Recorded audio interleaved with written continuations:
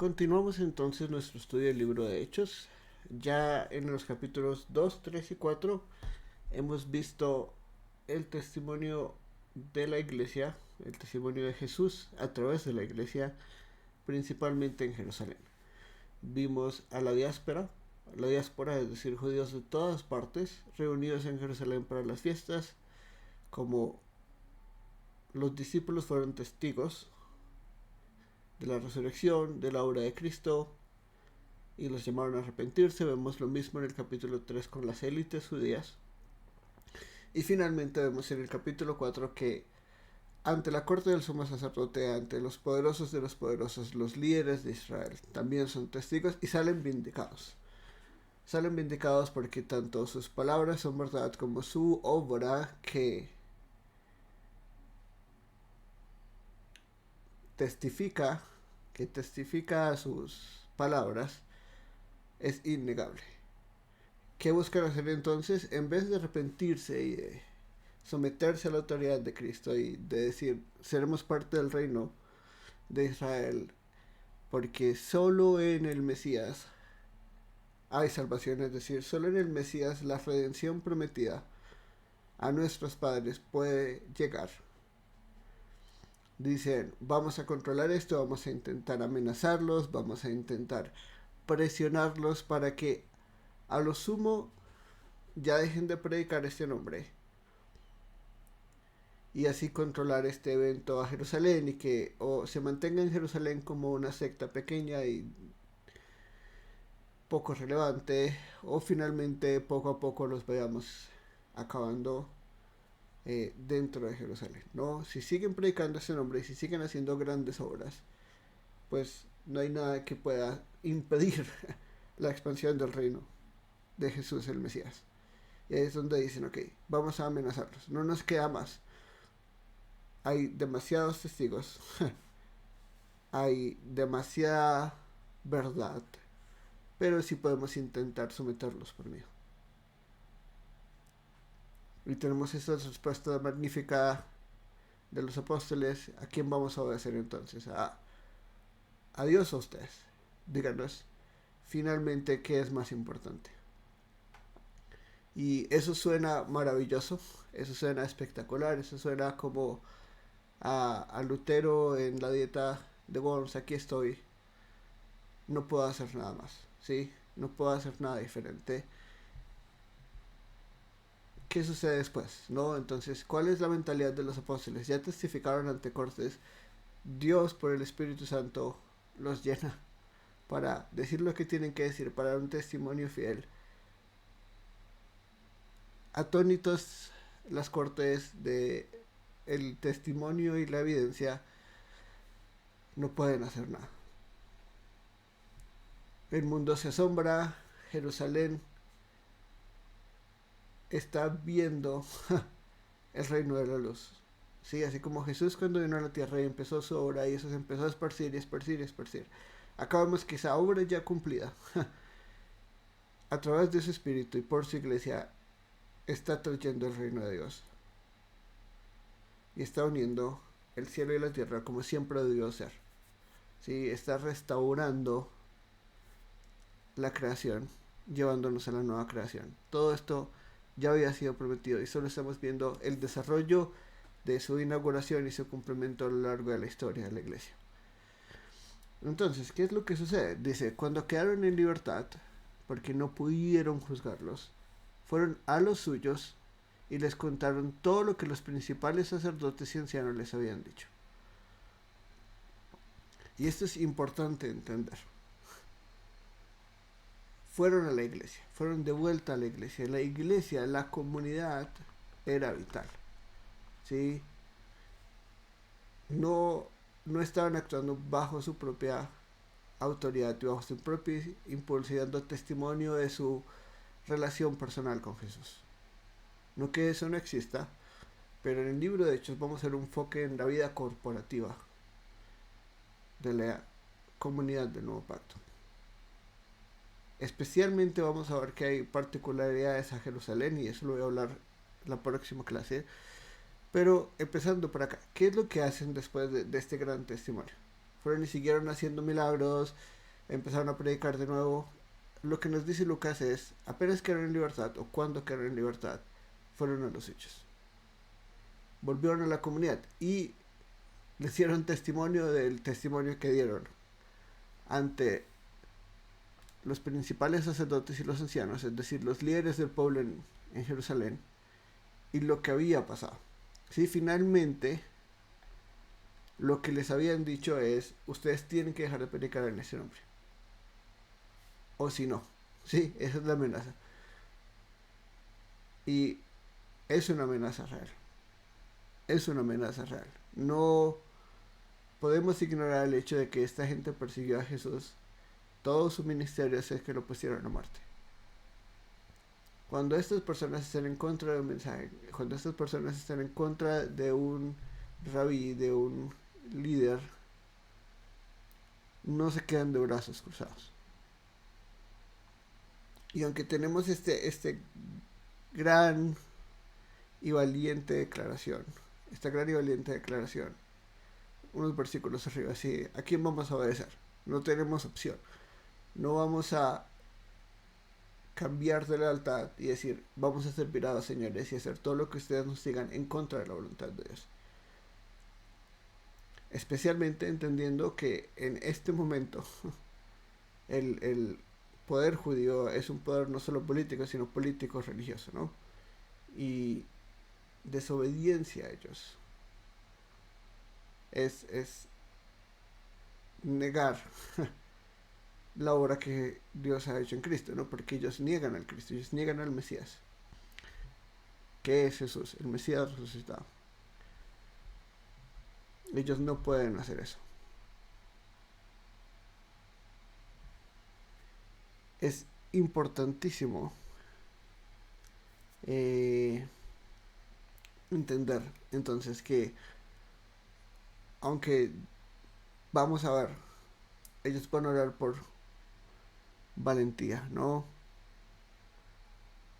Para que el evangelio se mueva con confianza. Estas amenazas no son ligeras. Estas amenazas no son solo pequeños, no queremos hacerles nada y los amenazamos para que dejen de hacer algo. Este es el comienzo, ¿sí? Si ustedes siguen en estas, vamos a volver a lo mismo, ¿sí? Acá no hubo violencia, acá no hubo cárcel, pero vamos a ver que no siempre es así, ¿sí? Vamos a ver en el capítulo 5 que las cosas cambian un poco. Estas amenazas son reales. Y aunque para la iglesia esto es asombroso en un sentido, ¿no? Porque fueron vindicados ante el pueblo mismo. Esta gente entró y salió sin latigazos, sin golpes, sin ataduras, no se los llevaron a prisión, nada, salieron libres, y eso es un testimonio y eso es para la gloria de Dios. La amenaza sigue ahí y esto no se va a acabar. Esto no va a ser tan simple. Como Jesús mismo dijo, si dijeron que yo hacía las cosas por el poder del diablo, cuánto más ustedes. ¿Sí? Si me persiguieron a mí, cuánto más los persiguieron a ustedes. Ellos saben que las cosas no van a ser tan perfectas en el momento o en todo momento. Y se reúnen como un cuerpo, ¿sí? Como toda la iglesia en este momento, los suyos mismos se reúnen y se dan testimonio, y corporativamente vemos como este ánimo de ser un solo cuerpo, de un solo sentir, que buscan hacer la voluntad de Dios, que buscan predicar el evangelio a las naciones. Al oír esto, ya que ya estamos hablando de la congregación, unánimes alzaron la voz a Dios y dijeron, oh Señor, tú eres el que hiciste el cielo, la tierra y el mar y todo lo que ellos hay. Entonces empiezan como una oración, o podemos decir una oración. El que por el Espíritu Santo, por boca de nuestro Padre David, tu siervo, dijiste, ¿por qué se enfurecieron los gentiles y los pueblos tramaron cosas vanas?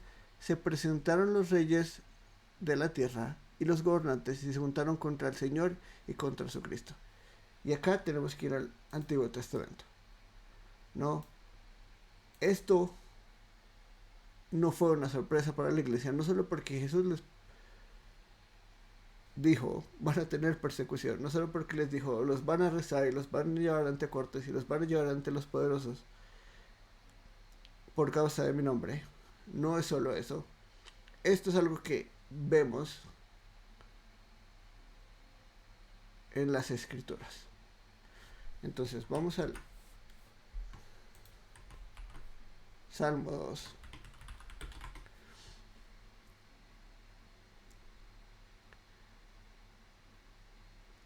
Nos dice Salmos 1. ¿Por qué se sublevan las naciones y los pueblos traman cosas vanas? Y los gobernantes traman unidos contra el Señor y contra su ungido, diciendo, rompamos sus cadenas y echemos de nosotros sus cuerdas. El que se sienta como rey en los cielos se ríe, el Señor se burla de ellos. Luego les hablará en su ira y en su furor los aterrará, diciendo, pero yo mismo he consagrado a mi rey sobre Sión, mi santo monte, ciertamente anunciaré el decreto del Señor que me dijo, mi hijo eres tú, yo te he engendrado hoy. Pídeme y te daré las naciones como herencia tuya y como posesión tuya los confines de la tierra. Tú los quebrantarás con vara de hierro, los desmenuzarás como vaso de alfarero. Ahora pues, oh reyes, muestren discernimiento, reciban amonestación, oh jueces de la tierra, adoren al Señor con reverencia y alégrense con temblor, honren al Hijo para que no se enoje y perezcan en el camino, pues puede inflamarse de repente su ira. Cuán bienaventurados son todos los que en Él se refugian. Este salmo están diciendo, este salmo nos hace entender y nos da luz en lo que está pasando. Estas verdades de que el mundo va a estar en contra del Mesías, del ungido de Dios, es algo que fue dicho de antemano en las Escrituras. Vemos constantemente en la vida de la iglesia una centralidad de las Escrituras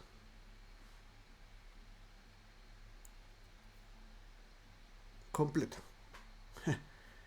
Siempre, incluso para cambiar a Judas para su reemplazo, la respuesta no está en sería una buena idea, la respuesta no está en tenemos autoridad delegada de Dios como apóstoles, podemos tomar esta decisión.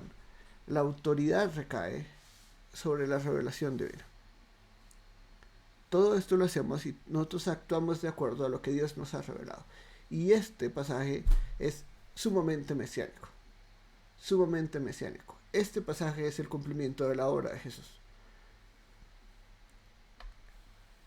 Mi hijo eres tú, yo te he engendrado hoy. Esto lo vemos en los evangelios. ¿Sí? Este es mi hijo. Eso está en el bautismo de Jesús. Eso está en el monte y la transfiguración. Este es mi hijo. Al ungido, el ungido de Yahweh, el ungido del Señor, no es solamente un hombre, es también su hijo. Y vemos su hijo en un sentido trascendente, no solo en que Dios lo va a adoptar como hijo. Sí, va a coger un hombre y lo va a adoptar como su hijo, o va a simplemente seguir la tradición de la dinastía davídica, que todos se llamaban hijos de Dios, porque acá vemos el pacto davídico. No, yo seré un padre para él y él será para mí un hijo. Sino que finalmente su propio hijo, el unigénito, va a ser el Mesías, va a ser el ungido. Y él le dará las naciones como herencia. Y como posesión suya los confines de la tierra. Eso fue lo que hizo, ¿no? Toda autoridad en los cielos y en la tierra. Ustedes serán testigos míos hasta los confines de la tierra, ¿sí? Esa es la obra del Mesías. Ese es su reino conquistador, que es realizado por su victoria en la cruz y en la resurrección. Y finalmente en la ascensión y coronación, que son bastante importantes. Y les advierte, les dice, ¿Por qué se sublevan las naciones y los pueblos traman cosas vanas? Se levantan los reyes de la tierra y los gobernantes traman unidos contra el Señor y su ungido, diciendo: rompamos sus cadenas y echemos de nosotros sus cuerdas. Sí, hagámonos libres del yugo del Señor y del ungido de Jehová.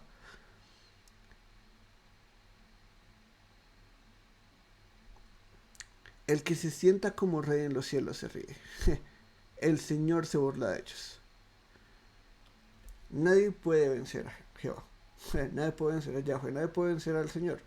Él es Dios de dioses, señores, señores. Nadie puede vencer a Jesús. Él es rey sobre los reyes de la tierra. Él es soberano sobre los reyes de la tierra. Pero esta gente trama. Trama en vano, pero trama. Trama rebelión, trama atacar, trama acabar al Dios de dioses, Señor de señores, Rey de reyes, y a su ungido, que es su Hijo mismo hecho carne. Y les promete: sí, yo mismo he consagrado a mi Rey sobre sí mi santo nombre. Él es el Rey que yo he puesto. Y este es el Rey eterno. Sí, este no es un Rey que va a ser reemplazado por sus hijos y va a continuar una dinastía. Este es un Rey eterno. Entendemos eso en la obra de Jesús. Él es el Rey de reyes por siempre y para siempre. Él está sentado en el trono. Él ha sido puesto ahí por Jehová, por Yahweh. Tú los quebrantarás con vara de hierro, los desmenuzarás como vas al alfarero. Ahora pues, oh reyes, muestren discernimiento, reciban amonestación, jueces de la tierra, adoren al Señor con reverencia y alégrense con temblor. Honren al Hijo, para que no se enoje y perezca en el camino. Básicamente, acá está el testimonio del Mesías. El Cristo es el Rey, Él ha sido puesto en lo alto, Él es el Rey Supremo. Y ahora solo hay dos opciones: o nos sometemos a las autoridades, nos unimos a Él por fe y nos arrepentimos de nuestro camino,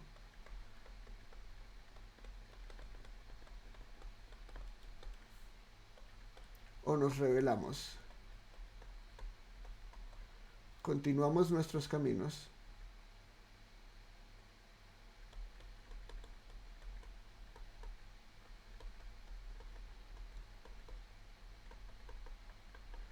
y pereceremos. Y esto aplica para todas las personas, eso Cristo o nada, pero también aplica a las naciones. Y acá es donde esto es muy importante, porque recordemos, acá la iglesia no está simplemente citando estos versículos y quiere que hagamos exégesis de esos versículos y entendamos todo el punto de estos versículos, de estos dos versículos. No, todo el Salmo 2 y todo el contexto del Salmo 2, por eso es importante entenderlo. Este ungido, este rey que él ha consagrado y puesto en su trono, el santo trono de Sión, y no la Sión terrenal, que es curioso, ¿no? Porque estamos en Jerusalén, estamos en el santo monte. Pero acá ya la sombra pasó y el cumplimiento ha mostrado que el verdadero Sión, la verdadera Jerusalén, es celestial y no terrenal. Es celestial y no terrenal. Y lo que es la esperanza de la iglesia no es el territorio palestino ni el pedazo de tierra en este mundo que se llama Jerusalén, que no es la verdadera Jerusalén terrenal tampoco. En esta época sí existe la Jerusalén terrenal. No es solo eso. Hay que ver el cumplimiento tipológico de todas las sombras del antiguo pacto. ¿Qué vemos entonces acá? Algo increíblemente interesante. Porque bien dicen, en vez de simplemente decir: oh, Jesús ya nos había dicho esto, estamos viendo el cumplimiento de las profecías dadas por Jesús mismo. Nos están poniendo en las cortes, nos están amenazando. Todo esto es algo que Jesús ya predijo. Estas son las palabras de nuestro Señor, ¿sí? Dicen: oh Señor, tú eres el que hiciste el cielo y la tierra, el mar y todo lo que en ellos hay. Acá vemos al Dios creador y al Dios soberano, declarado por la iglesia. Tú que eres el que hiciste el cielo y la tierra, el mar y todo lo que hay, el universo entero. Tú eres el gran creador, el gran soberano sobre todas las cosas. El porque el Espíritu Santo por boca de nuestro Padre David, y acá vemos inspiración, no es David únicamente, y esto es algo que ya hemos visto, sino el Espíritu Santo por boca de nuestro Padre David. Dijiste, ¿por qué se enfurecieron los gentiles? Y acá es donde empezamos a ver un poco los contrastes. Porque la palabra etne puede ser tanto nación como gentil. ¿Por qué traducimos acá gentil? Puede ser cualquiera de las dos. Ahora tenemos que irnos al contexto. Lo mismo sucede en hebreo. No hay una diferencia muy grande. Si los goyim, las naciones, son los gentiles. Las personas no judías. Estos pueblos fuera de la comunidad del pacto. ¿Qué es lo que nos está diciendo acá la iglesia? ¿Y por qué es importante entenderlo? Porque acá nos están hablando de los principales sacerdotes y los ancianos. Esta gente no es gentil.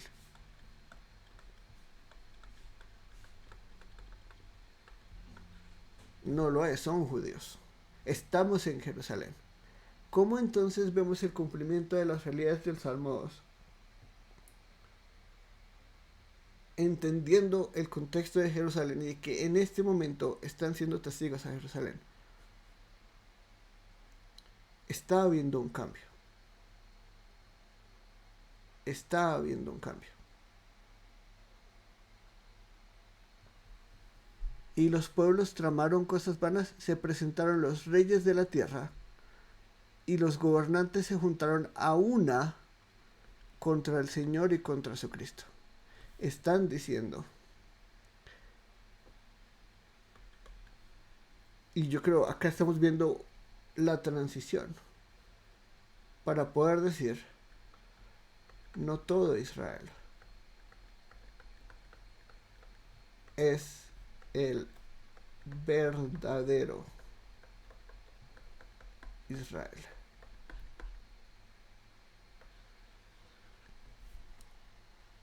Esta gente es judía, esta gente es descendiente de Abraham por sangre. Si les hace una prueba de sangre, van a salir judíos 100%.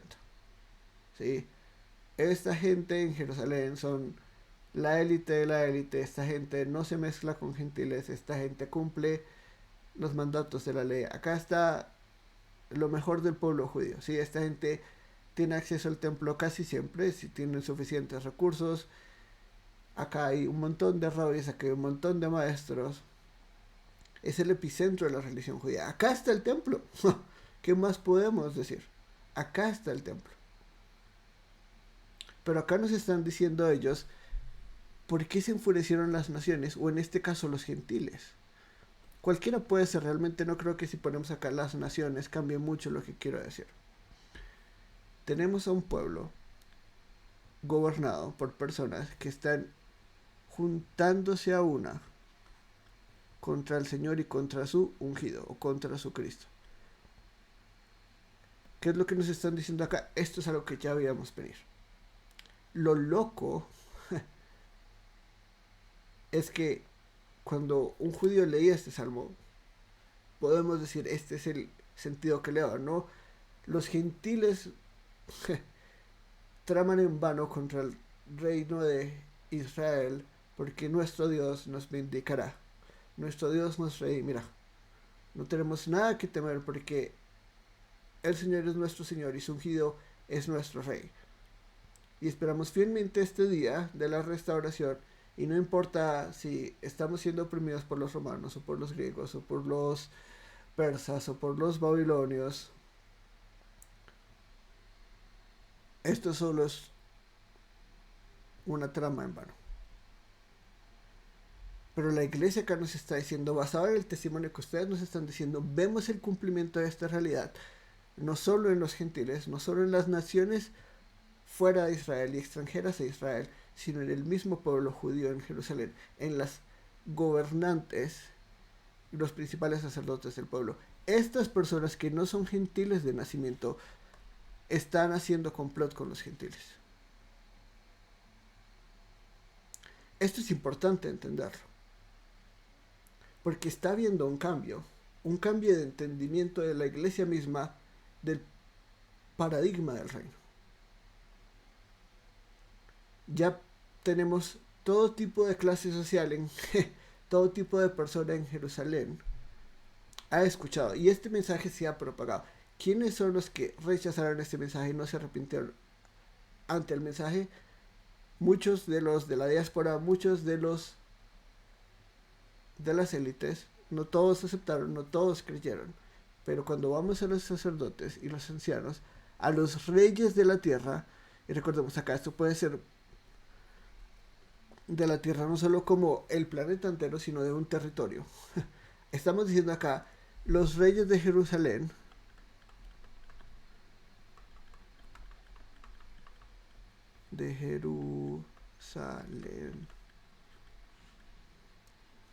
se están juntando a una contra el Señor y contra su Cristo. La pregunta entonces, ¿qué es Jerusalén y qué es Israel? Empieza a ser importante para la iglesia. Empieza a ser importante para la iglesia.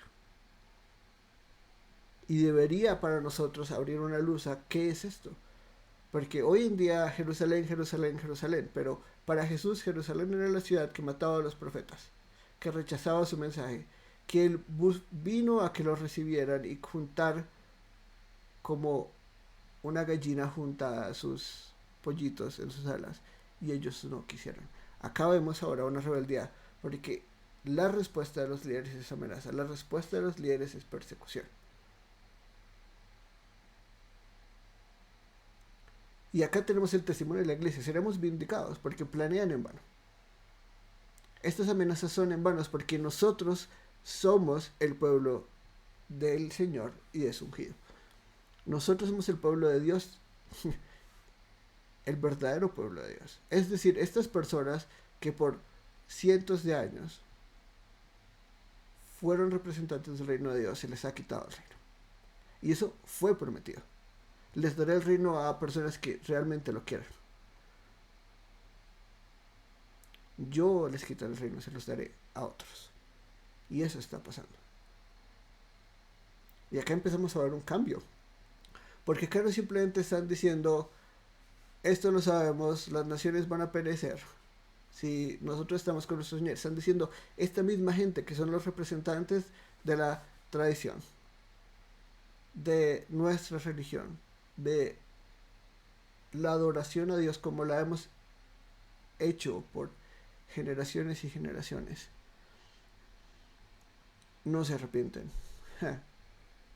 A pesar de que tienen la evidencia, tienen el conocimiento, están viendo con sus propios ojos que Jesús reina, que ha resucitado, que está en el trono y que a través de esta gente Él está trayendo el reino de Dios del cielo a la tierra y está haciendo su voluntad, así en la tierra como en el cielo. Y testifica ese mensaje a través de grandes señales y milagros. Esta gente ahora es parte de los gentiles. Esta gente ahora es parte de las naciones. Jerusalén no es el monte Sión. Por lo menos la Jerusalén terrenal. Esta Jerusalén terrenal, que es el orgullo de este pueblo, donde está su templo, su religión, su reino, ahora es parte de las naciones, de los gentiles que traman cosas vanas, que se presentan y se juntan a una contra el Señor y contra su Cristo. Esto es importante entenderlo. Porque esto no es poco importante cuando vemos el desarrollo de la iglesia. Esta gente de la iglesia se reúne en el templo. Esta gente de la iglesia son buenos judíos, hasta donde podemos entender todavía viven mucho de la vida judía. No tenemos ninguna evidencia de que la iglesia temprana dejó de ir al templo, tal vez todavía participan de algún rito sacrificial, no lo sabemos totalmente. El templo sigue siendo importante para ellos. Jerusalén sigue siendo importante para ellos. Las fiestas judías siguen siendo importantes para ellos. Esta es la iglesia naciente, estos son los comienzos de la iglesia. Todo esto va a cambiar con el tiempo, pero acá es donde empezamos a ver que las cosas empiezan a desviar. O eres parte de la Jerusalén celestial y del reino de Dios, del reino de Israel restaurado por el Mesías y del Mesías, o eres parte de un pueblo apóstata que va en contra de su Cristo. Porque recuerden, no solo es contra el Señor, sino contra su Cristo. Es decir, como dijo Jesús, el que me rechaza a mí ha negado a aquel que me envió. Yo soy el camino, la verdad y la vida. Nadie viene al Padre sino por mí. Yo soy. Si una persona quiere llegar al Padre, tiene que llegar por el Hijo. El que rechaza al Hijo nunca llegará al Padre. Así de simple. El que se revela contra el Cristo se revela contra el Padre. No hay otra opción. Por eso el Salmo 2 en este contexto es tan importante. Porque acá vemos esta identidad del ungido, del Cristo, del Mesías, vinculada a la identidad misma de el pueblo de Dios, sus enemigos y Dios mismo. Dios mismo se representa en este ungido y le ha dado todo. Le ha dado como herencia al mundo entero, las naciones, los confines de la tierra. Es vano y es absurdo intentar rebelarse contra tanta autoridad y contra tanto poder. Pero esta misma gente que dice ser el pueblo de Dios, que dice ser los sacerdotes, los adoradores, los que regulan la regulación, los que son intercesores ante Dios del pueblo mismo, ahora se caracterizan por ser rebeldía y rebelde contra su mismo Dios, el que dicen orar, y contra el Mesías que ha sido vindicado y que su testimonio es cierto. Porque en verdad en esta ciudad se unieron tanto Herodes como Poncio Pilato junto con los gentiles y los pueblos de Israel contra tu santo siervo Jesús, a quien tú ungiste, para hacer cuanto tu mano y tu propósito habían predestinado que sucediera. Esta ciudad, ¿cuál ciudad? De nuevo, Jerusalén. ¿Quiénes se unieron? Tanto Herodes como Pilato, no el poder asmodiano, el poder romano, junto con los gentiles y los pueblos de Israel. Los pueblos de Israel. No, esto no sirve para resaltar. Es interesantísimo. Los gentiles puede hacer referencia a los romanos mismos, ¿no? Pero también incluye acá a los pueblos de Israel. Por eso decimos que todo esto hace que el pueblo mismo de Israel se considere con Herodes, Poncio Pilato, los gentiles. Son parte del mismo grupo de personas que podemos llamar las naciones o los gentiles. Pero hacen parte del mismo grupo de personas. No los separa, no los excusa. En esta ciudad, la Jerusalén terrenal, es un testimonio de la rebeldía del, entre comillas, pueblo de Dios contra tu santo siervo Jesús, a quien tú ungiste. ¿Quién es el ungido del Salmos? Jesús. Jesús es el ungido del Salmos. Todas estas personas, todos estos gentiles, incluyendo el pueblo de Israel,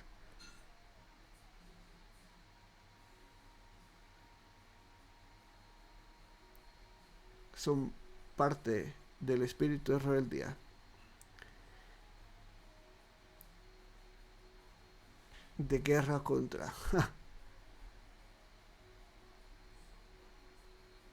Dios, porque están en contra de tu santo siervo Jesús, a quien tú ungiste, para hacer tú y cuanto para hacer cuanto tu mano y tu propósito hayan predestinado que sucediera. Y acabamos responsabilidad humana y soberanía divina, otra vez, compatibles. Toda esta gente que se unió contra Jesús para atacarlo, acabarlo, matarlo, acabar su mensaje, su ministerio, estaba bajo el control de Dios. Y nada se hizo más allá de lo que el propósito divino, de lo que el decreto divino predestinó que sucediera. Lo vemos de nuevo en Hechos 2. No, si ustedes crucificaron al Mesías, ustedes son responsables de la muerte de él, pero esta era parte del plan de Dios. Y por eso les decimos esto, para que se arrepientan, para que entiendan que esto iba mucho más allá de un simple hombre que se llama ser el Mesías y que es crucificado, porque eso sabía muchos, pero este es diferente a todos, porque él es el cumplimiento de las escrituras. Él ha resucitado y él reina. Y él reina.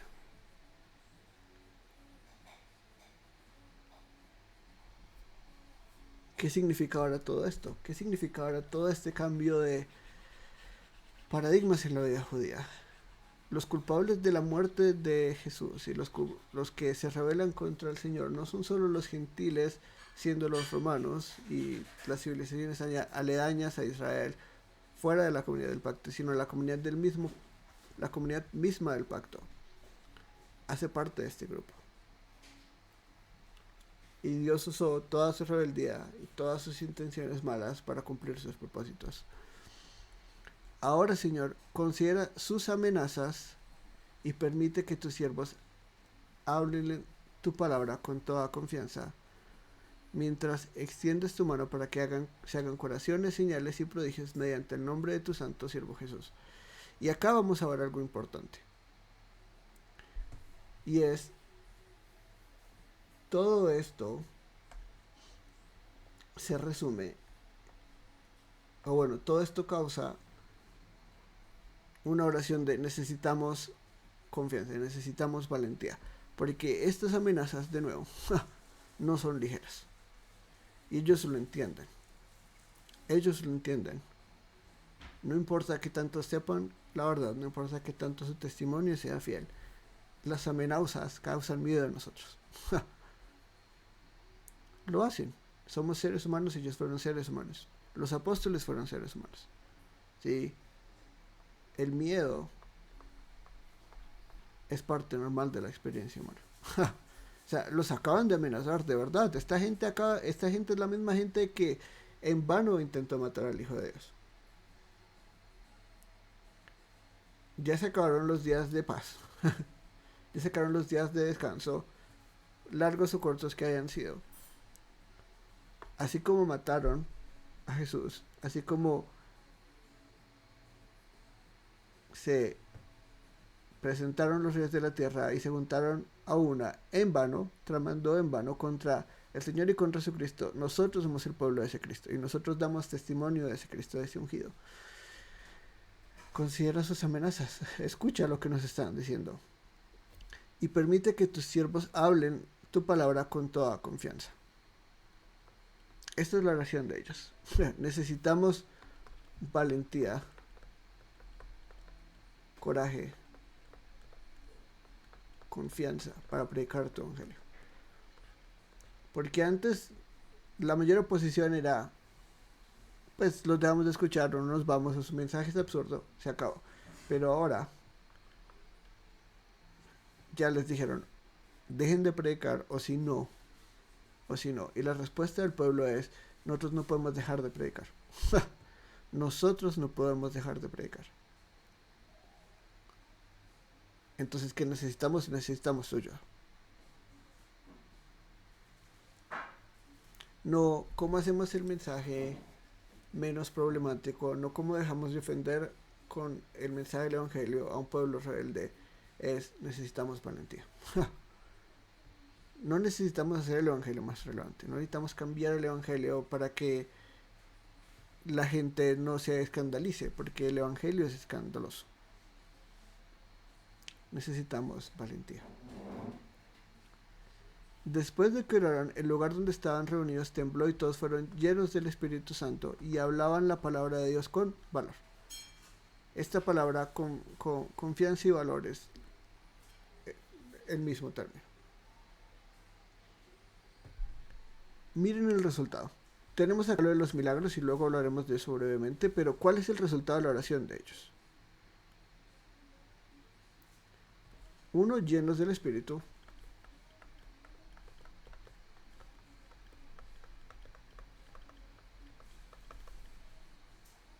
Y 2, palabra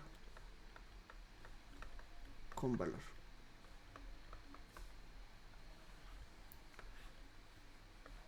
La centralidad de la predicación.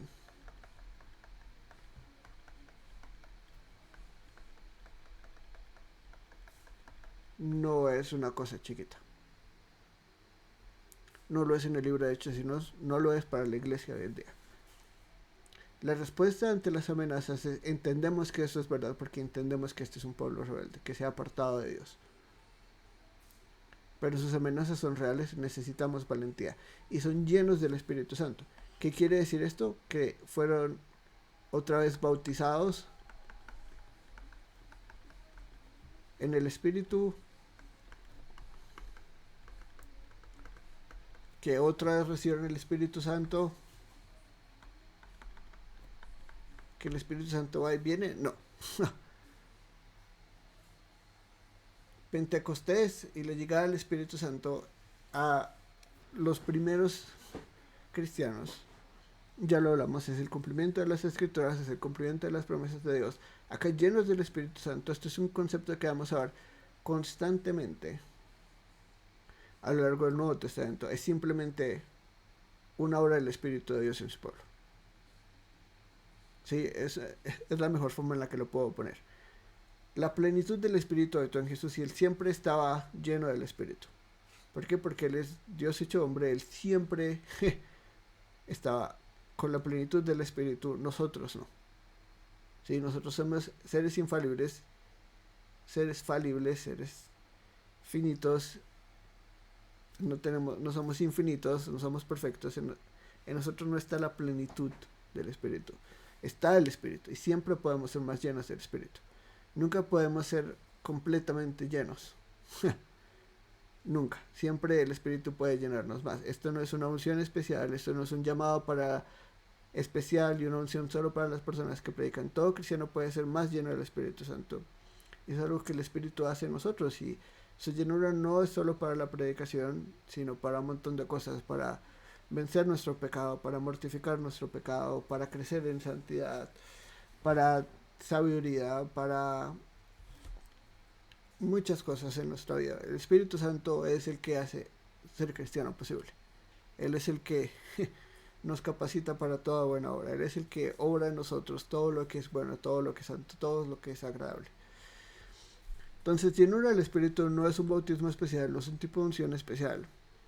Es algo que es parte de la experiencia cristiana, es algo que es parte de la obra del Espíritu en nosotros. Y es una respuesta a la oración de ellos, porque fueron llenos, en este caso, para hablar la palabra de Dios con valor. Dios responde sus oraciones. Dios responde sus oraciones, de una vez. Y aunque aquí en el medio tenemos señales y milagros y curaciones y prodigios, el resultado principal de la oración, es más, el único resultado que vemos en ese momento, es: y hablaban la palabra de Dios con valor. Y por eso la predicación es central. En Hechos tenemos más o menos 3 décadas de ministerio de la iglesia apostólica. Más o menos 3. Vamos a ver varios milagros. Todos los hechos que se narran ahí de milagros pasaron un día. Un día en 30 años, 28, 25 años. De 25 a 30 años, digamos. Un día, 2 días, digamos que hay 20 milagros en Hechos. Hay 365 días en un día. Multipliquemos eso por 25. ¿Cuántos milagros realmente hubieron? Muchos más, definitivamente. No solo los que narraron en el libro de Hechos, pero Lucas hace una selección particular de los milagros para seguir el flujo de su mensaje, de la obra del Cristo resucitado a través de su pueblo. ¿Cuántos sermones encontramos en el libro de Hechos? Digamos que también 20. ¿Hubo solo 20? No, de nuevo, hay 365 días, multipliquemos eso y multipliquemos la cantidad de sermones. La pregunta que tenemos que hacernos, y que es importante, es ¿qué creemos que hubo? ¿Más milagros o más sermones? La respuesta, en el libro de Hechos, vamos a encontrar muchos más sermones que milagros. Eso sí se los aseguro. Esto fue solo un ejemplo. Y en esos 25 a 30 años de ministerio de la iglesia hubo muchos más sermones y hubo mucha más predicación de la palabra de Dios que hubo milagros. El ministerio de la iglesia no era hacer campañas de curaciones, de señales y de prodigios, hacer cruzadas de milagros, hacer cruzadas de poder. Ese nunca fue el ministerio de la iglesia. Por eso su oración empieza: y permite que tus siervos hablen tu palabra con confianza. Y la respuesta de Dios es: y hablaban la palabra de Dios con valor. No, y hacían un montón de milagros y también predicaban un poquito. Y tenían tanto poder que a veces hablaban. Sí, no vemos el famoso proverbio, predica el evangelio y si es necesario habla. No, esta gente hablaba todo el tiempo de predicación, todo el tiempo de proclamación del mensaje del evangelio, todo el tiempo. Y la iglesia entiende ese como su mensaje principal para la conquista del mundo, de las naciones, con el evangelio. No son los milagros. Los milagros no tienen ningún significado en sí mismo. Los milagros nunca se hacen con el propósito de ser un fin en sí mismo. Solo hacer el milagro, para hacer un bien a las personas y ya. No, los milagros existen para testificar a los mensajeros de Dios ante ciertos grupos y ciertos contextos. Vamos a ver en el libro de Hechos que hay milagros que son usados por Dios para alcanzar audiencias en específico. Los mismos milagros que se hacen en Jerusalén no se hacen en otros lados y viceversa. Mientras extiendes tu mano para que se hagan curaciones, señales y prodigios mediante el nombre de tu santo siervo Jesús. Es decir, y que nos testifiques bajo la autoridad de tu siervo, que es el que ellos rechazan, ¿sí? Tu santo siervo Jesús. Este mismo santo siervo Jesús que ellos rechazan, que tú ungiste, que sea testificado por nosotros en que predicamos tu mensaje y tu mano se extienda para que hagas curaciones, señales y prodigios. Y acá también tenemos la mano de Dios obrando, ¿no? Esta misma mano que hizo cuanto Dios quería y había predestinado que sucediera. Es decir, cumple tu propósito en nosotros y que tu mano obre, logrando tu propósito. El propósito que tú ya has ordenado y que nosotros solo somos una parte pequeña de. Que tu mismo mano obre y se haga tu propósito así como tú lo has establecido. ¿Sí? Tu mano obra, nosotros predicamos el nombre de Jesús y tú mediante su autoridad dada a nosotros obras para testificar que somos verdaderos mensajeros de la palabra de Dios. El resultado es la predicación y la predicación es central para la vida de la iglesia. Donde hay mala predicación, donde hay personas que no hablan la palabra de Dios con valor, donde el Espíritu Santo no obra para una predicación con valor, la iglesia está fallando. El Espíritu Santo obra más a través de la predicación que a través de los milagros, curaciones y señales y prodigios. Eso lo vemos no solo en el Nuevo Testamento, en el Antiguo Testamento es exactamente lo mismo. Siempre hubo más llenura del Espíritu Santo, obra del Espíritu Santo en la proclamación fiel de la palabra de Dios que en milagros. Y hoy en día es igual. La diferencia entre Un buen predicador y un mal predicador es la obra del Espíritu Santo en ese predicador. No es nada más, no es la habilidad, no es la capacidad, no es el entendimiento, no es la educación. ¿Recuerdan? Hace poquito los estaban acusando de no tener educación formal.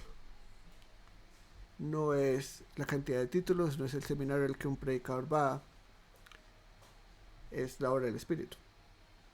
Y ya, es así de simple. No quiere decir que no tengamos que prepararnos y que todo es Espíritu Santo y no tenemos que hacer un ejercicio nosotros. Esta gente se nota que estudia su Biblia. Todo el tiempo los vamos yendo a la Biblia y vemos que parte de la vida de la iglesia era la oración y la predicación y la enseñanza de los apóstoles. ¿Qué enseñan ellos? La palabra de Dios. Ellos mismos tienen este entendimiento porque ya lo han visto, ya lo han presenciado, ya lo han escuchado a través de la predicación de los apóstoles. La predicación es vital para la salud de la iglesia, para la salud de las personas, de los ciudadanos del reino de Dios.